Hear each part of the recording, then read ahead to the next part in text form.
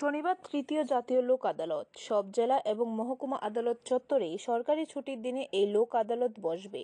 মোট ৫১টি বেঞ্চে ২৩,৯৯৪টি মামলা নিষ্পত্তির জন্য তোলা হবে।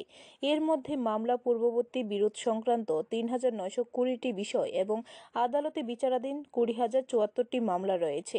জাতীয় লোক আদালতে মোটর দুর্ঘটনায় ক্ষতিপূরণ মামলা ৩৭০টি, ব্যাংক ঋণ পরিশোধ সংক্রান্ত ৩,২০৫টি মামলা, অপোষযোগ্য ফৌজদারি বিরোধের MB act, TP act, TG act, excise act ১৭,৭৭৭টি মামলা, বৈবাহিক বিরোধের ২৮৬টি মামলা, চেক বাউন্স সংক্রান্ত ১,৬০১টি মামলা, চাকরি সংক্রান্ত বিষয় ১১টি এবং দেওয়ানি সংক্রান্ত ১৬টি মামলা নিষ্পত্তির জন্য তোলা হবে।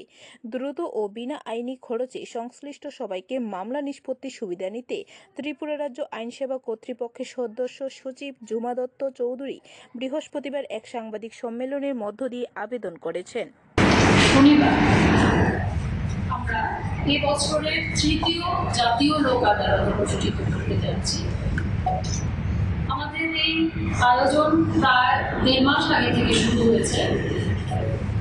আমরা মিডিয়া বন্ধুদের মাধ্যমে নোটিশ প্রাপ্ত ব্যক্তিদের উদ্দেশ্যে একটাই অনুরোধ রাখবো, আপনারা আগামী ১৪ সেপ্টেম্বর আপনারা যে যে কোর্ট থেকে নোটিশগুলো পেয়েছেন সেই সমস্ত সংশ্লিষ্ট কোর্টগুলোতে আপনারা যথাসময়ে পৌঁছবেন।